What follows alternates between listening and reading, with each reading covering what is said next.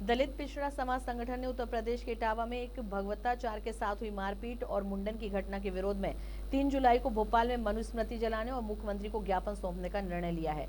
डीपीएसएस के संस्थापक और आजाद समाज पार्टी के वरिष्ठ नेता दामोदर सिंह यादव ने भोपाल में पत्रकारों से बात करते हुए कांग्रेस पर जमकर निशाना साधा।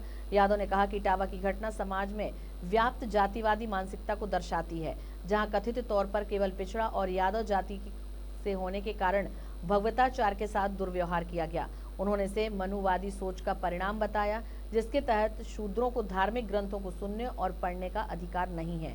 डीपीएसएस की मांग है कि मनुस्मृति के प्रकाशन पर प्रतिबंध लगाया जाए और इससे प्रेरित होकर ऐसी घटनाएं करने वालों के खिलाफ देशद्रोह का मुकदमा चलाने के लिए कड़ा कानून बनाया जाए। बंधुओं, आप सबको मालूम है, एक के बाद एक लगातार पूरे देश के अंदर जातिगत मानसिकता के आधार पर प्रताड़ना करने वाले घटनाक्रम घट रहे हैं। 2014 के बाद से इस देश में इन घटनाओं में बहुत तेजी से वृद्धि हुई। आप सबको मालूम है इटावा की घटना। इटावा के अंदर एक भागवताचार्य को सिर्फ इस आधार पे क्योंकि वो यादव जाति के हैं, उनका मुंडन भी कर दिया गया, उनको अपमानित किया गया, उनकी मारपीट की गई। यहाँ तक आरोप है, सच्चाई नहीं पता मुझे, लेकिन जो आरोप लग रहा है कि उनके ऊपर मूत्र का तक छिड़काव किया गया। निश्चित रूप से ये जो घटना है, हम ये मान के चलते हैं कि ये घटना कहीं ना कहीं हमारे समाज के उस ताने बाने की आज भी पोल खोलती है जिसमें हम लोग लड़ाई लड़ रहे हैं सामाजिक न्याय की।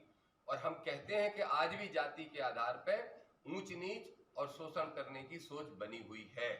ये घटना उसकी तस्दीक करती है कि पिछड़ा वर्ग की जाति, जिसमें यादव सबसे ताकतवर जाति मानी जाती है, और वो भी मुलायम सिंह यादव जी के जिले का ये मामला है जहां पे वो लगातार इतने समय तक उन्होंने शासन किया। तो मैं ये मानता हूं कि निश्चित रूप से ये घटना ये दिखाती है कि आज भी समाज के अंदर जातिगत सोच और मानसिकता से काम हो रहा है।